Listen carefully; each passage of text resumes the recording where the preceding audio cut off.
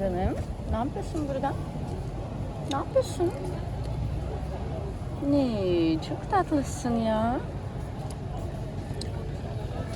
Satıcı mısın?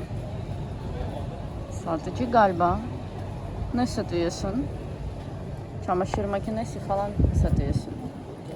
Beğenmiyorsun ne? Sevmek beğenmiyorsun. Şş. Hı? Gözlerin çok güzelmiş ya. Yeşil. Hı. Tamam bırakıyorum. Seni bırakıyorum. Mağaz gidiyor musun? Oy, bal ya. We feed cats every day, and your support helps us continue this mission. Please subscribe and comment on this video. It's the best support for what we do.